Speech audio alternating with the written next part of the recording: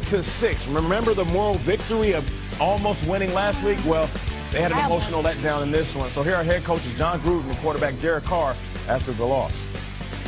I'd like to say, apologize to the Raider Nation and really compliment the Falcons. They played a hell of a football game, and we did not. The turnovers, the penalties, inexcusable. It's a reflection of me. We're a lot better team than that. I haven't felt this way in a while, so it's a gut punch for sure.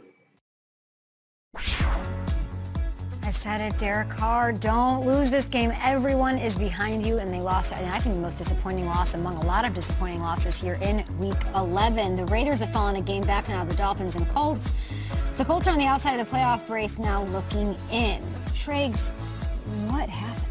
Yeah, last week they lost that game, and we all came in and were so positive about Derek Carr. And then one of the big things that we were saying was that Derek Carr all summer was saying, like, don't disrespect me. It was very personal. Like, don't disrespect me. Like, I deserve more respect. And I think Carr knows that this is the do-or-die year for him as the Raiders quarterback. And I think after that win against, of course, the Chiefs early in the season and the way he played last week, I think we were all ready to say, okay, they've got their guy. And then as he's done over the course of his career, there's that head-scratching performance yesterday. It wasn't just a 43-6 loss. Like, it was turnover city. I mean, fumbles, interceptions. And last year, they were a 6-4 team coming off a Thursday night victory where we did flips for a week about the Raiders. What happened, Peter? They went to play the Jets in New Jersey. How'd that go? Got the doors blown off them, and they lost 4 of their next 5 games, and they finished with a 7-9 record.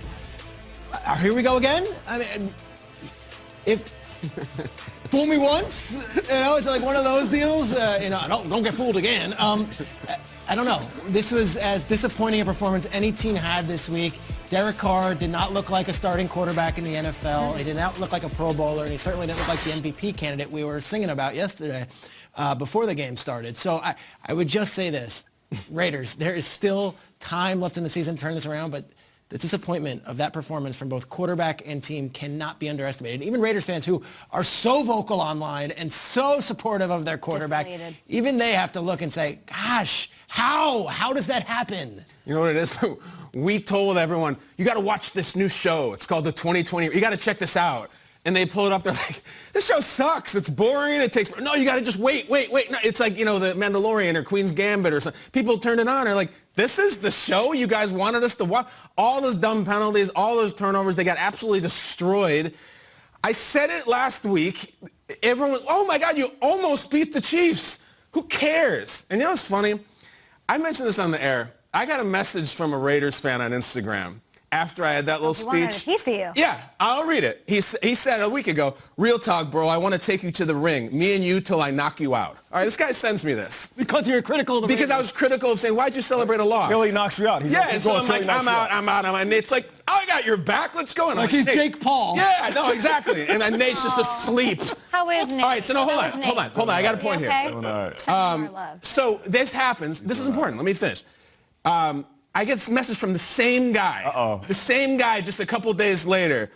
He says, hey, Kyle, my bad, bro. I watched you on the show. I feel bad. I was just in my feelings. 2 hours later, hope you had a good Thanksgiving. 2 hours later, I seemed like the bad guy. 3 hours later, damn it, I feel bad now. Screw that, dude. I liked the first guy. Yeah. You wanted to fight me. You went soft. I'm sorry. I didn't have a good thing. No.